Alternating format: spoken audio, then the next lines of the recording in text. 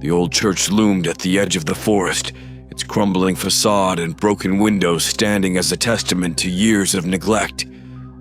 Tall, gnarled trees surrounded it like sentinels, their twisted branches swaying in the wind, casting eerie shadows on the ground. The air was thick with the scent of damp earth and decay. Jessie parked her dusty old van in front of the church, the tires crunching over gravel. She stepped out and surveyed the building with a mix of excitement and trepidation. This project was her idea, a chance to restore the abandoned church and give it new life.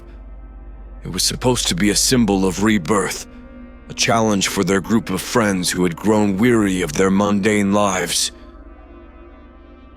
"Looks like a set from a horror movie," Scott joked as he joined her, carrying a toolbox. His laugh was forced, hiding his own nervousness. "Let's just hope it doesn't turn into one," Jessie replied with a wry smile. The rest of their group arrived shortly after. Emily, always the practical one, carried a stack of blueprints and plans. Mark and Lisa, the adventurous couple, brought camping gear and supplies. They had all agreed to stay on site for the duration of the restoration, turning the experience into a kind of retreat. As they unloaded their equipment and supplies, Jessie couldn't shake the feeling of being watched. She glanced up at the broken windows, half expecting to see someone, or something, peering back at her. But there was nothing, only the empty darkness within. "We should start with a tour," Emily suggested, her voice steady and reassuring. "Get a sense of what needs to be done." They entered the church through the main doors, which creaked ominously on their rusty hinges. Inside, the air was cool and musty, the dim light barely illuminating the vast space. Pews were scattered haphazardly, and the once grand altar was covered in a thick layer of dust. "Definitely a fixer-upper," Mark remarked, his voice echoing in the empty hall. As they moved through the church, Jessie couldn't help but feel a growing sense of unease. There was something oppressive about the atmosphere, as if the walls themselves held memories of sorrow and pain. She shook off the feeling, attributing it to her imagination. In one of the side rooms, they found a collection of old journals and records bound in leather and covered in cobwebs. Emily picked one up and carefully opened it, the pages yellowed and brittle. "These could be useful," she said, her eyes scanning the faded writing. "They might give us some insight into the history of this place." Jessie nodded, though she felt a chill run down her spine. The words on those pages seemed to whisper to her, tales of forgotten rituals and long-buried secrets. "Let's take a break," Lisa suggested, sensing the tension. "We can start fresh in the morning." They agreed, setting up their tents and camping gear in what used to be the church's garden. As the sun set, they gathered around a small fire, sharing stories and laughter to chase away the lingering unease. But as the darkness closed in, Jessie couldn't shake the feeling that they were not alone. The wind rustled through the trees, carrying with it the faintest hint of a whisper, a sound that seemed to come from deep within the church's ancient walls. She pushed the thought aside, telling herself it was just the wind. Yet, as she lay in her sleeping bag that night, staring up at the starless sky, she couldn't help but wonder what they had truly awakened by coming here.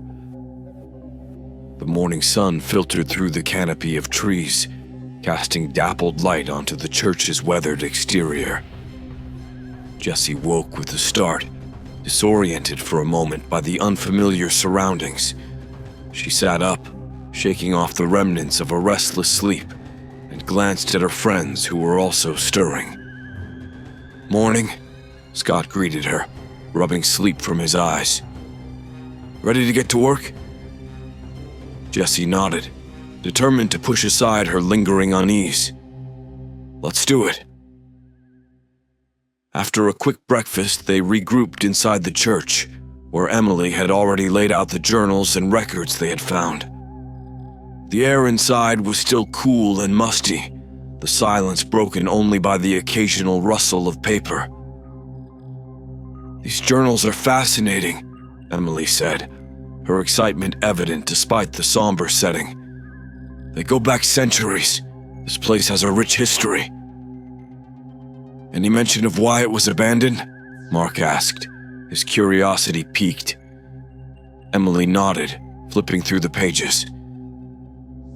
"There are references to strange occurrences, people hearing voices, seeing things that weren't there. The final entries are the most disturbing. The writer talks about an evil presence, something dark that took over the church." A shiver ran down Jesse's spine. "Do you think it's just folklore?" "Maybe," Emily replied, though her tone suggested she wasn't entirely convinced. "But folklore often has roots in reality." They spent the morning cleaning and repairing the main hall, their conversations growing more subdued as they pondered the church's dark history. Every now and then, Jessie would catch a glimpse of movement out of the corner of her eye, only to find nothing there when she turned to look.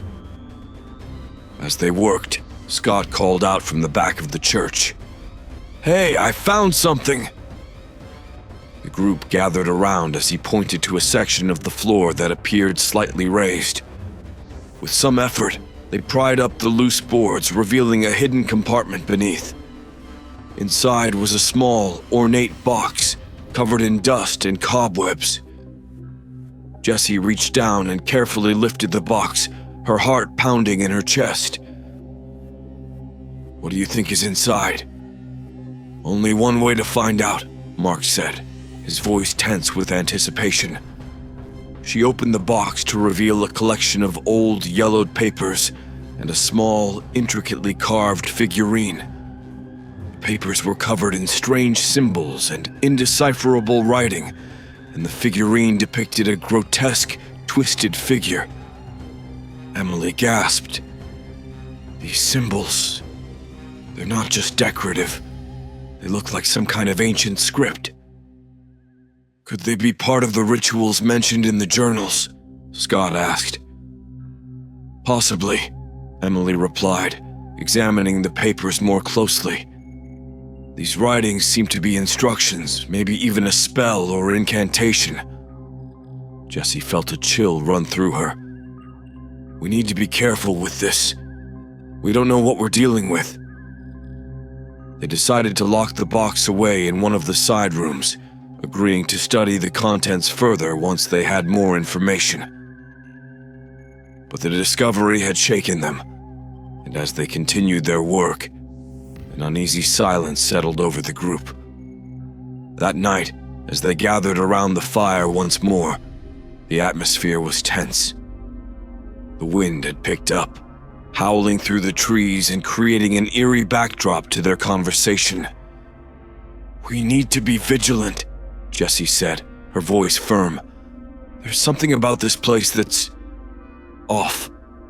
We can't ignore it." Her friends nodded in agreement, their faces illuminated by the flickering firelight.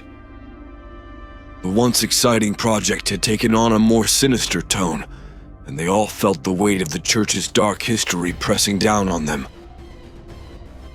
As they settled in for the night, the whispers began again, faint and indistinct, carried on the wind.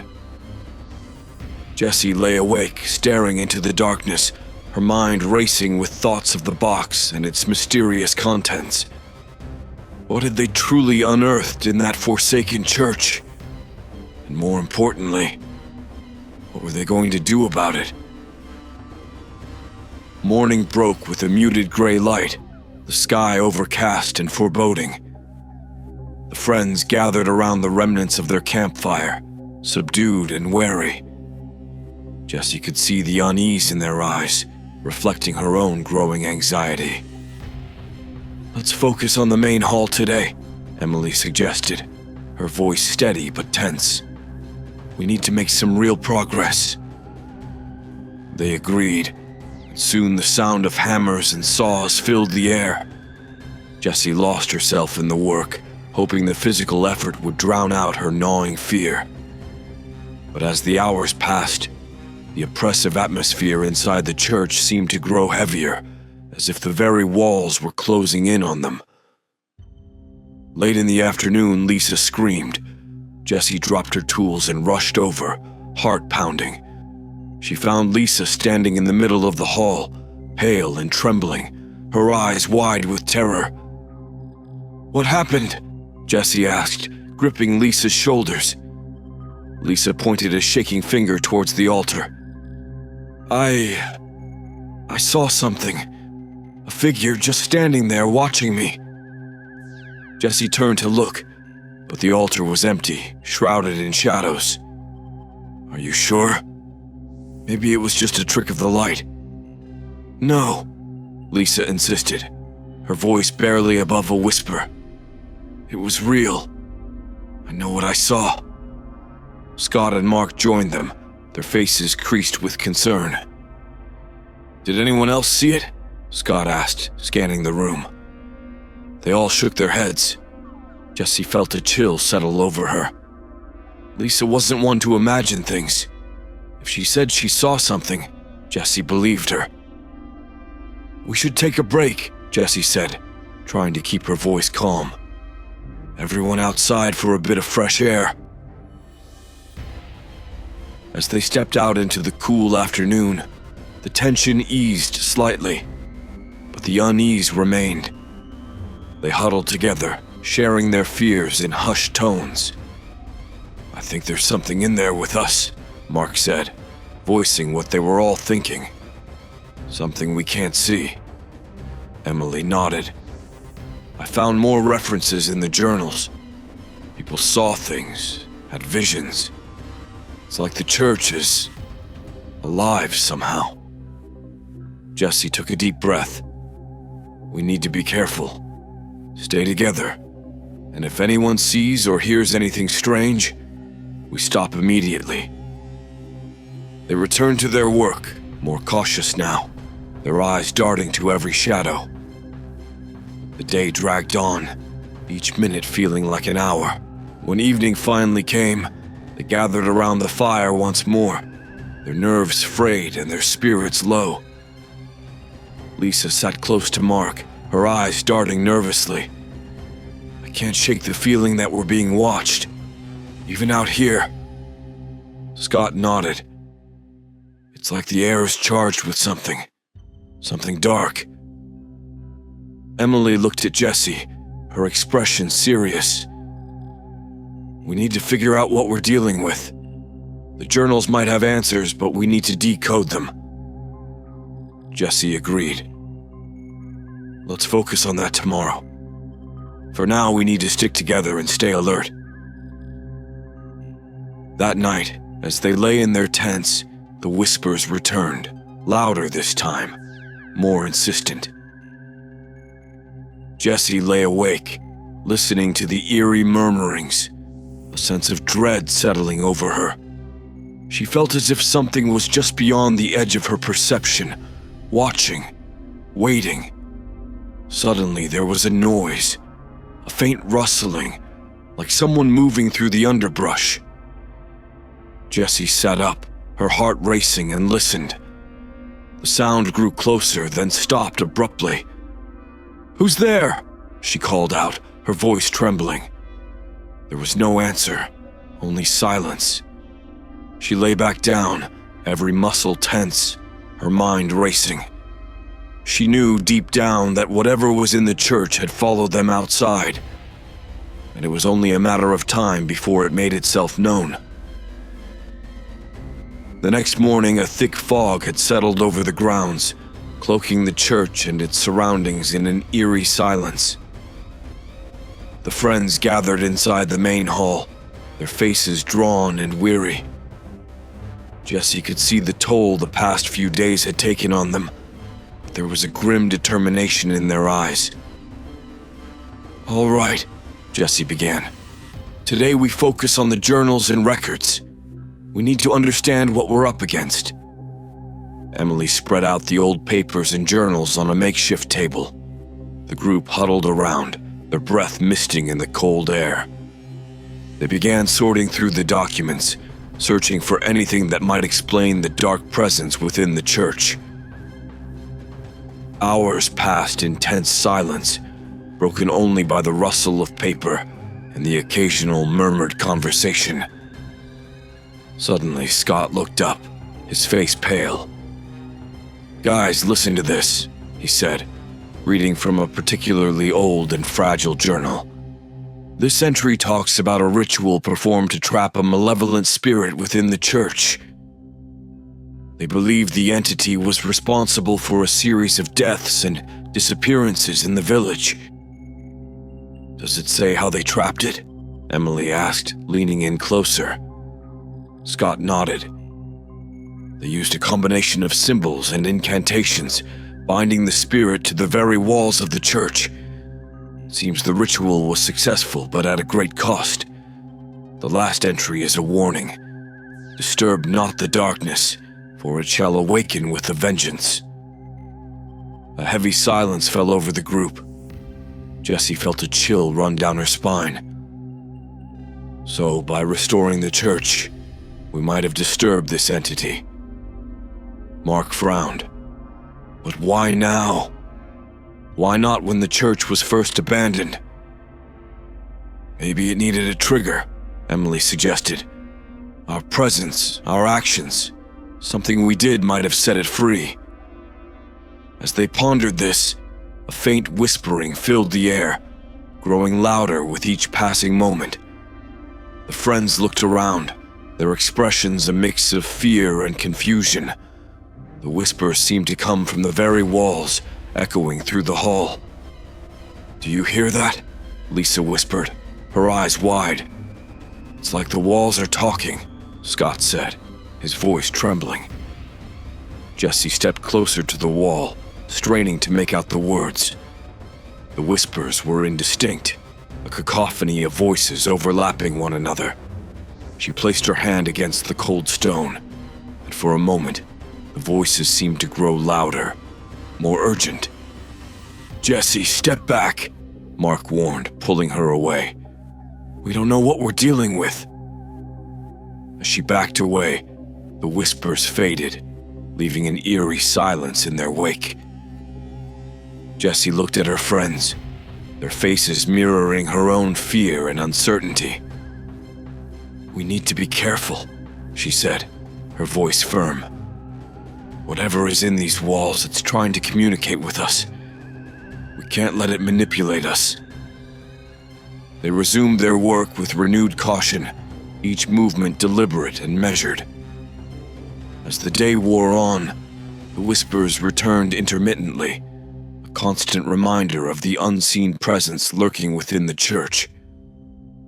That evening, they gathered around the fire once more, the fog swirling around them like a living thing. The oppressive atmosphere had taken its toll, and their conversation was subdued, each lost in their own thoughts. Jessie looked around at her friends, their faces illuminated by the flickering firelight. "We need to find a way to stop this," she said, her voice barely above a whisper. "We can't let it control us." Emily nodded. "We'll keep studying the journals. There has to be something in there that can help us." As they settled into their tents, the whispers began again, louder and more insistent than before. Jessie lay awake, listening to the eerie voices, a sense of dread settling over her. She knew that the entity was growing stronger, feeding off their fear. In the darkness, she heard a faint rustling, followed by a soft, almost imperceptible laugh. Jessie sat up, heart racing, and looked around. The sound seemed to come from the direction of the church. She grabbed a flashlight and stepped outside, the beam cutting through the thick fog. The church loomed ahead, its dark silhouette a stark contrast against the gray sky. Jessie took a deep breath and approached, the whispers growing louder with each step. As she reached the entrance, the door creaked open on its own, revealing the shadowy interior. Jessie hesitated, her instincts screaming at her to turn back. But she knew she couldn't ignore the call of the whispers. Taking a deep breath, she stepped inside, the door closing behind her with a resounding thud. The whispers enveloped her, filling her mind with their insistent murmurs. Jessie felt a presence, cold and malevolent, watching her from the shadows. She raised the flashlight, the beam cutting through the darkness, revealing the cold, empty hall. The whispers grew louder, more frantic, as if urging her to uncover their secrets. Jessie knew that whatever she found here would change everything. She was no longer just restoring an abandoned church. She was confronting an ancient evil, one that had been waiting, watching, and whispering from the walls. The next morning, the group gathered outside, their faces pale and drawn. Jessie's harrowing night inside the church had left her shaken, and she recounted the experience to her friends, their eyes wide with fear and concern. "We need to be extra cautious," she warned. "Whatever is in there, it's getting stronger." As they continued their work, the atmosphere grew increasingly tense. Every shadow seemed to conceal a lurking threat, and the whispers followed them, an ever-present reminder of the entity's growing power. That afternoon, while they were repairing the back wall, Scott suddenly collapsed, clutching his head and screaming in agony. The others rushed to his side, panic surging through them. "Scott, what's wrong?" Jessie cried, trying to hold him still. He thrashed violently, his eyes rolling back in his head. "Get out of my head!" he screamed, his voice a raw, anguished howl. Emily knelt beside him, trying to soothe him. "Scott, it's okay. We're here. You're safe." But Scott's screams only grew louder, his body convulsing. Jessie felt a cold dread settle over her as she realized what was happening. The entity had found a way to possess him. "We need to get him out of here," Mark said, his voice urgent. "Maybe if we take him away from the church, it'll weaken its hold." They struggled to carry Scott outside, his body limp and heavy. As soon as they crossed the threshold, his thrashing ceased, and he lay still, unconscious but breathing. Jessie looked at her friends, their faces etched with fear. "We need to find a way to stop this. If it can possess one of us, it can do it again." Emily nodded, her expression grim. "I'll go through the journals again. There has to be something we missed." As they made Scott comfortable in one of the tents, Jessie felt a growing sense of urgency. The entity's power was increasing, and they were running out of time. Emily pored over the journals, her eyes scanning the pages for any clue that might help them. The rest of the group kept watch over Scott, their nerves on edge. Hours passed, the sky darkening as evening approached. Suddenly, Emily gasped, her eyes widening as she read a particularly ominous passage. "Listen to this," she said, her voice trembling. "It says that the only way to weaken the entity is to confront it directly, to force it to reveal itself." "How are we supposed to do that?" Mark asked, his voice strained. Emily looked at them, her face pale. "We have to perform a ritual. It's dangerous, but it might be our only chance." Jessie felt a surge of fear. "What kind of ritual?" Emily explained, her voice steady despite the terror in her eyes. "We need to use the symbols and incantations from the journals. It requires all of us to be present, and we have to perform it at the altar." Jessie swallowed hard, the weight of their situation pressing down on her. "All right, let's do it." As night fell, They prepared for the ritual, gathering the necessary items and memorizing the incantations. Scott had regained consciousness but remained weak and disoriented. They decided to leave him outside, fearing the entity might try to possess him again if he re-entered the church. The group moved inside, the oppressive atmosphere wrapping around them like a shroud. They stood before the altar, the dim light of their lanterns casting eerie shadows on the walls. Emily began the incantation, her voice strong and clear. The others joined in, their voices blending in a rhythmic chant. The air grew colder, and the whispers intensified, swirling around them in a cacophony of voices.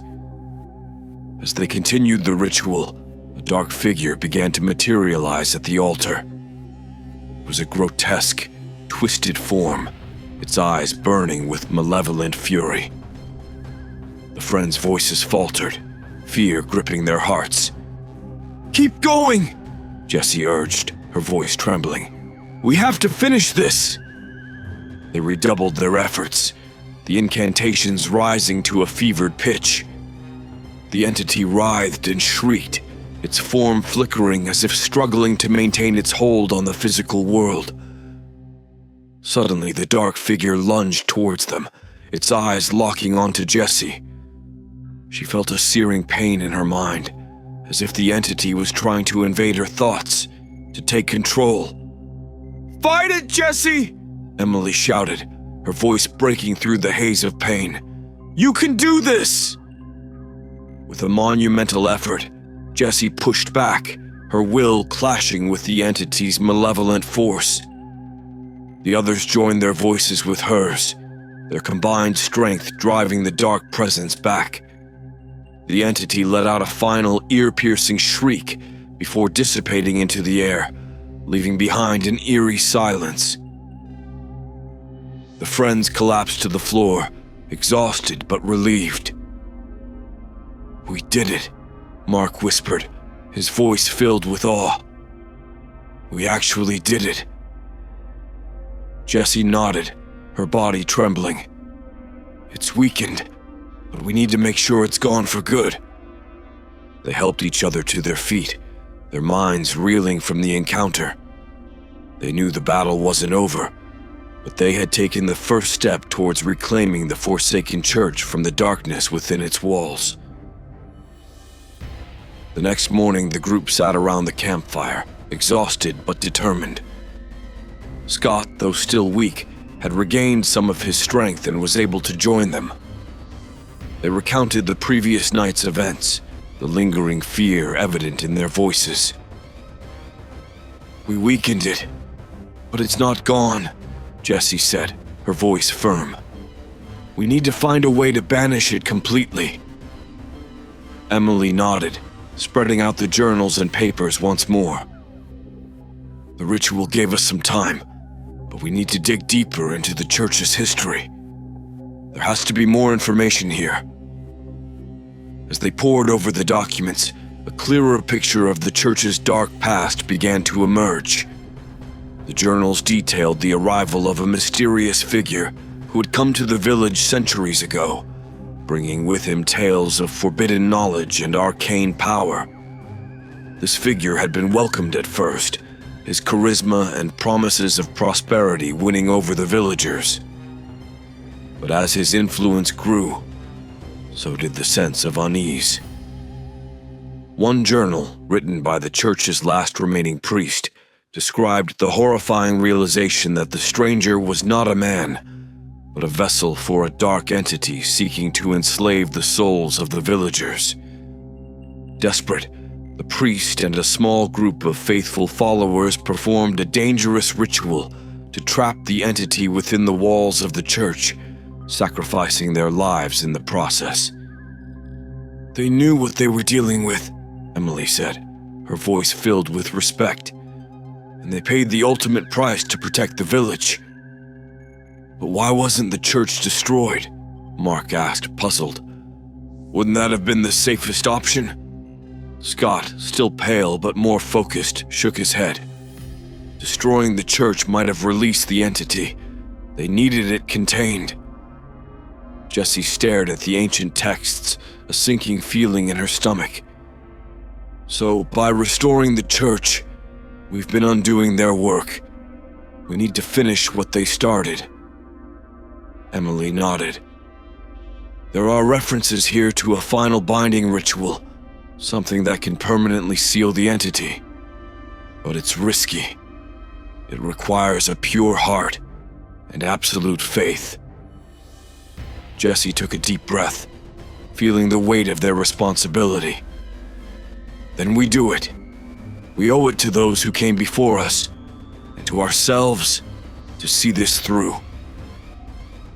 The group spent the rest of the day preparing for the binding ritual. They gathered the necessary items, candles, incense, sacred symbols, and memorized the incantations. The air grew heavy with anticipation and dread as they realized the gravity of their task. As night fell, they entered the church once more, the flickering candlelight casting long, eerie shadows on the walls. The whispers returned, louder and more insistent, but they pressed on, their determination unshaken. They formed a circle around the altar, their hands joined, and began the ritual. Emily led the incantation, her voice strong and unwavering. The others followed, their voices blending in a harmonious chant. The air grew colder, and the dark figure began to materialize again, its eyes burning with fury. The entity lashed out, trying to break their circle, but the friends held firm, their combined strength a beacon of light against the encroaching darkness. Jessie felt the entity's malevolent presence pressing against her mind, but she pushed back with all her might.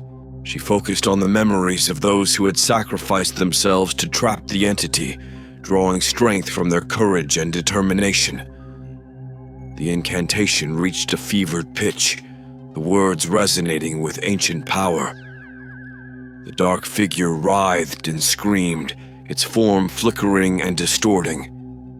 The friends tightened their grip, their voices rising in a final, triumphant crescendo.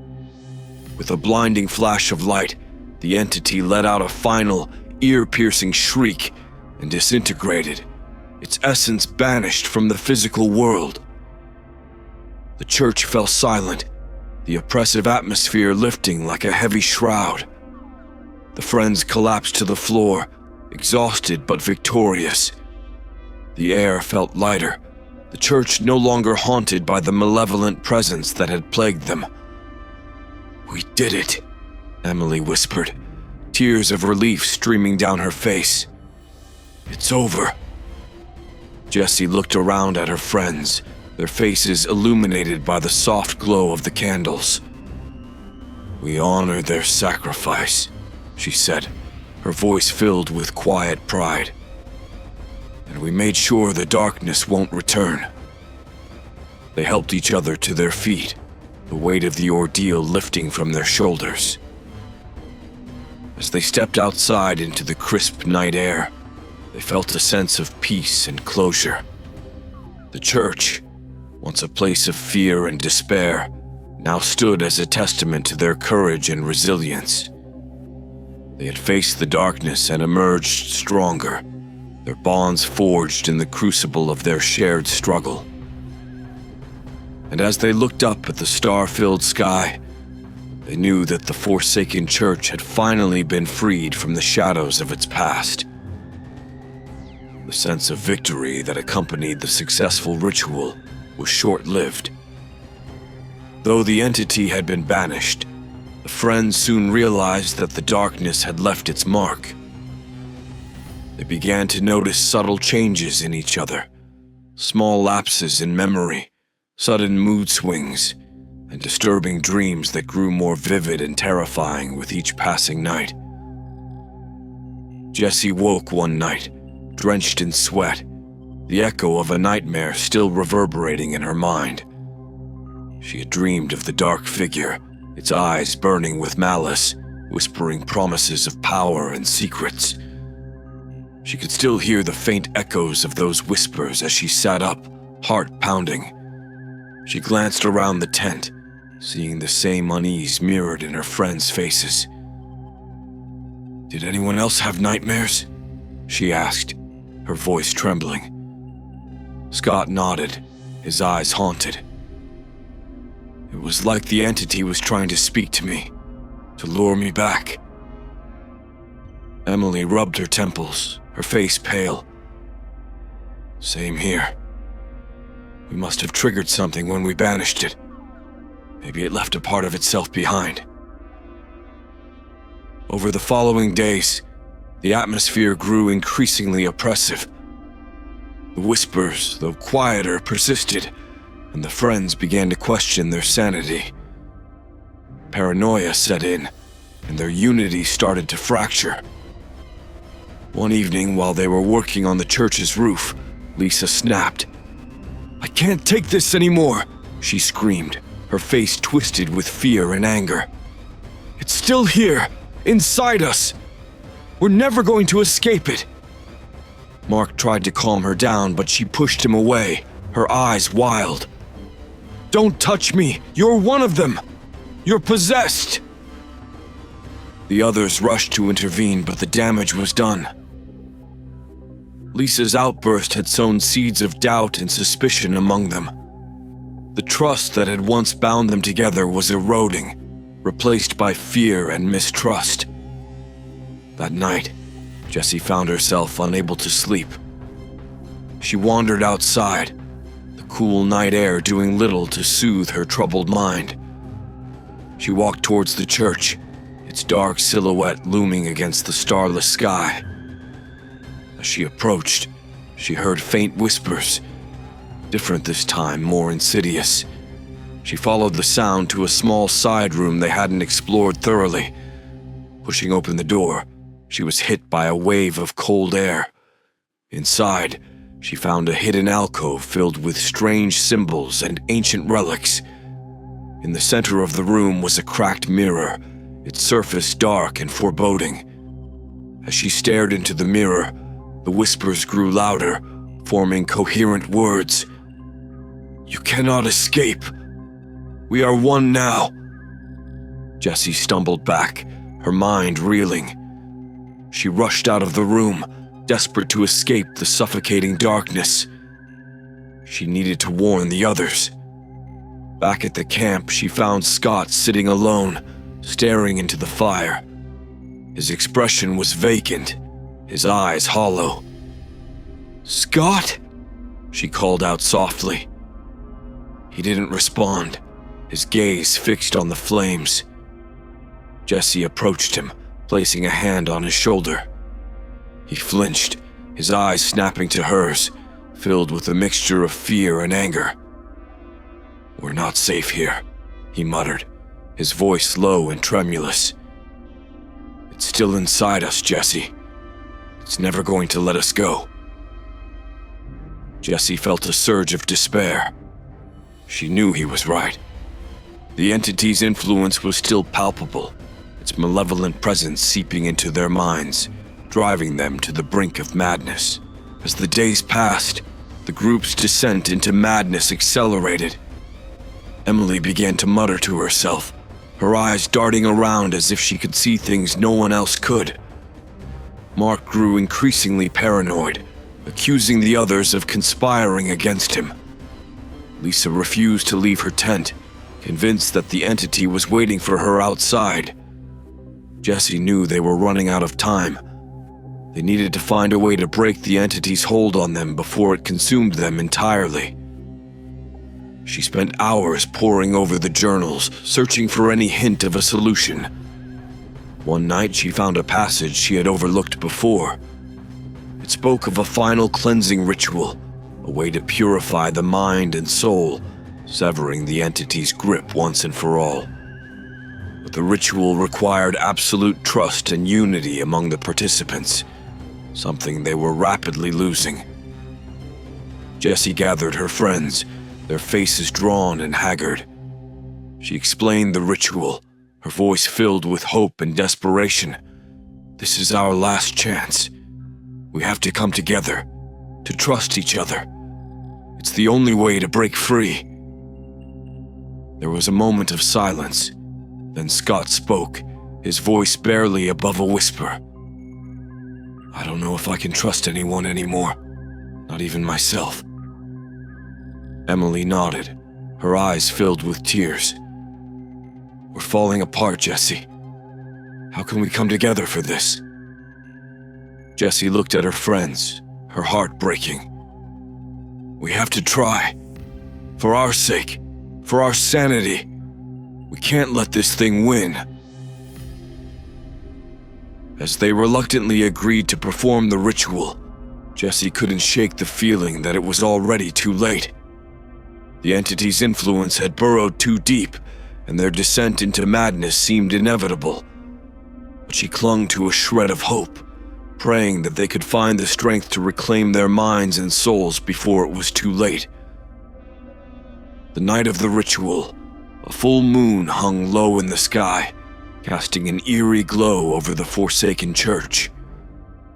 The air was thick with tension as Jessie and her friends gathered inside, their faces pale and drawn. The whispers had grown louder, a constant maddening drone that threatened to shatter their fragile resolve. Emily laid out the items for the cleansing ritual: candles, sacred herbs, and a circle of salt. Each movement was precise, practiced, but the fear in her eyes was unmistakable. "We need to focus," she said, her voice trembling. "This ritual requires complete concentration and absolute trust. If any of us falter, it could fail." Jessie looked at her friends, their faces illuminated by the flickering candlelight. "We can do this," she said, trying to infuse her voice with confidence. "We have to." They formed a circle around the altar, their hands joined, and began the ritual. Emily led the incantation, her voice steady but strained. The others followed, their voices blending into a harmonious chant. As they chanted, the air grew colder, and the shadows around them seemed to deepen. The whispers intensified, a cacophony of voices that sought to drown out their efforts. Jessie felt a familiar, insidious presence pressing against her mind, trying to break her concentration. She tightened her grip on Emily and Scott's hands, drawing strength from their shared determination. The incantation rose in intensity, the ancient words resonating with a power that seemed to vibrate through the very walls of the church. The dark figure began to materialize once more, its eyes burning with malevolent fury. The entity lashed out, a force of pure darkness that sought to disrupt the ritual. The friends held firm, their voices rising in defiance. Jessie felt a surge of energy, a light that pushed back against the encroaching shadows. Suddenly, the dark figure lunged towards Lisa, its eyes locking onto hers. She screamed, the sound a raw, anguished cry that pierced the air. "Stay strong, Lisa!" Jessie shouted, her voice breaking through the din. "We can do this!" With a monumental effort, Lisa regained her composure, her voice joining the chant once more. The entity writhed and shrieked, its form flickering and distorting as if struggling to maintain its hold on the physical world. The friends' voices reached a fevered pitch, their chant a symphony of light and hope against the darkness. The entity's screams grew louder, a desperate final attempt to break free. With a blinding flash of light, the dark figure disintegrated, its essence banished from the physical world. The church fell silent, the oppressive atmosphere lifting like a heavy shroud. The friends collapsed to the floor, exhausted but victorious. The air felt lighter, the church no longer haunted by the malevolent presence that had plagued them. "We did it," Emily whispered, tears of relief streaming down her face. "It's over." Jessie looked around at her friends, their faces illuminated by the soft glow of the candles. "We honored their sacrifice," she said, her voice filled with quiet pride. "And we made sure the darkness won't return." They helped each other to their feet, the weight of the ordeal lifting from their shoulders. As they stepped outside into the crisp night air, they felt a sense of peace and closure. But Jessie knew the fight wasn't entirely over. The entity's influence had left scars on their minds and souls. They would need time to heal, to rebuild their trust in each other and themselves. The church, once a place of fear and despair, now stood as a testament to their courage and resilience.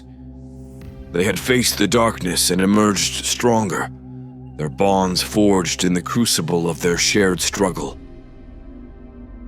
As they looked up at the star-filled sky, they knew that the Forsaken Church had finally been freed from the shadows of its past.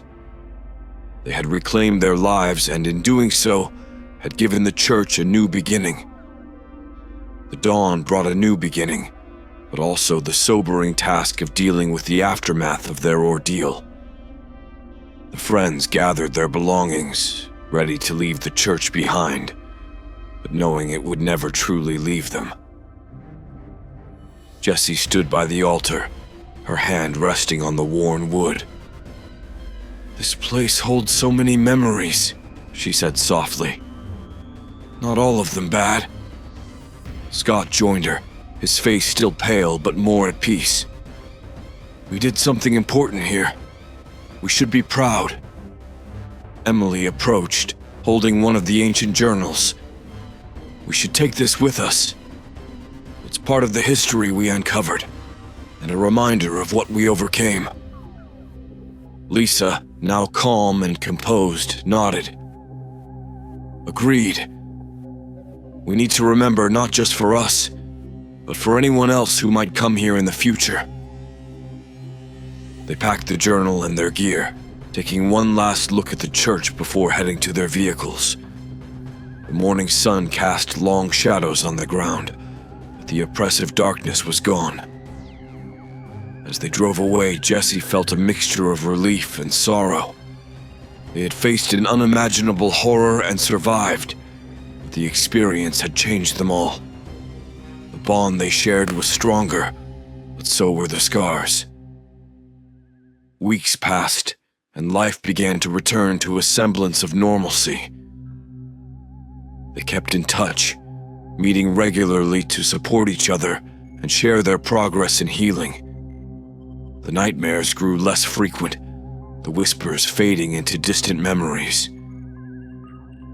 Jessie spent hours researching ways to protect the church and its grounds. She contacted historical societies and paranormal investigators, ensuring that the story of the Forsaken Church would be preserved and its dark history never forgotten. One evening, as they gathered at Jessie's apartment, they reflected on their journey. "We've come a long way," Mark said, his voice filled with gratitude. "I'm proud of us." Emily smiled, raising a glass. "To us, and to those who sacrificed before us. May we always remember and honor their bravery." They clinked their glasses together, the sound a symbol of their unbreakable bond. The darkness they had faced had not destroyed them. It had made them stronger. As the night wore on, Jessie found herself gazing out the window, the city lights twinkling like stars. She knew the journey was far from over, but she felt a renewed sense of purpose and hope. The Forsaken Church had been a place of darkness and despair, but they had transformed it into a beacon of courage and resilience. They had faced the shadows and emerged victorious, and they would carry that strength with them always. In the end, they had not only restored the church, but also themselves. The friends had reclaimed their lives and forged a new path forward, one illuminated by the light of their shared triumph over the darkness. Weeks turned into months as the friends gradually returned to their everyday lives, but the ordeal at the Forsaken Church lingered in their minds. Each had changed in subtle ways, their bonds forged stronger by the shared trauma. Jessie found solace in her art, painting scenes that captured both the darkness they had faced and the light they had fought to restore. She found the process therapeutic, a way to channel her lingering fears into something beautiful. One day, while working on a particularly haunting piece, she received a call from Emily. "Jessie, we need to talk. Can you come over?" When Jessie arrived at Emily's apartment, she found the others already there. Emily had spread out the journal and other documents on the table. "I've been researching," Emily said, her face serious. "There's something we need to discuss." Scott, looking healthier but still haunted, leaned forward. "What's going on?" Emily took a deep breath. "While reading through the journals, I found references to a guardian spirit that was supposed to protect the church and its grounds. It seems our actions might have not only banished the dark entity, but also disturbed this guardian." Jessie frowned. "Are you saying we might have made things worse?" Emily shook her head. "Not worse, but different. The church and its grounds are now vulnerable. We need to ensure it's protected, both from any residual dark forces and from curious people who might come looking for trouble." Mark, ever the pragmatist, asked, "What do you suggest we do?" Emily smiled. "I've been in contact with a local historical society. They're interested in helping preserve the church. They have experience with sites like this and can provide the necessary protection and care." The friends agreed, feeling a sense of relief that the church would be safeguarded. They arranged a meeting with the historical society, sharing their story and the importance of preserving the site. On the day of the meeting, they returned to the church, this time accompanied by historians and preservationists. The old building, now bathed in the soft light of early morning, looked almost peaceful. Jessie watched as the experts examined the site, discussing plans for restoration and protection. For the first time since their ordeal, she felt a genuine sense of hope. One of the historians, a kindly old man named Professor Hawthorne, approached them. "You've done something remarkable here," he said. "Not many would have had the courage to face what you did. This church has a chance at a new beginning, thanks to you." As they walked through the church, now filled with a sense of purpose and renewal, Jessie felt a weight lift from her shoulders. They had faced the darkness and emerged stronger, and now they were ensuring that others wouldn't have to face the same horrors. That night, back at Jessie's apartment, the friends gathered for a final time to reflect on their journey. They talked about their plans for the future, their hopes and dreams, and the ways they had grown from the experience. Emily raised her glass, her eyes shining with gratitude. "To us, and to the future. We faced the darkness and came out stronger. Here's to new beginnings and the bonds that will always keep us together." They clinked their glasses, the sound a testament to their resilience and unity. The darkness of the Forsaken Church had tested them, but it had also brought them closer than ever. As the night wore on, Jessie felt a sense of peace she hadn't experienced in months. They had not only survived, but had ensured that the church would stand as a symbol of courage and hope for future generations. In the end, the Forsaken Church had given them something invaluable, a reminder of their strength and the unbreakable bond of friendship. They had faced the darkness together and emerged victorious, ready to embrace whatever the future held. And as they looked out at the city lights, twinkling like stars, they knew that no matter what challenges lay ahead, They would always have each other.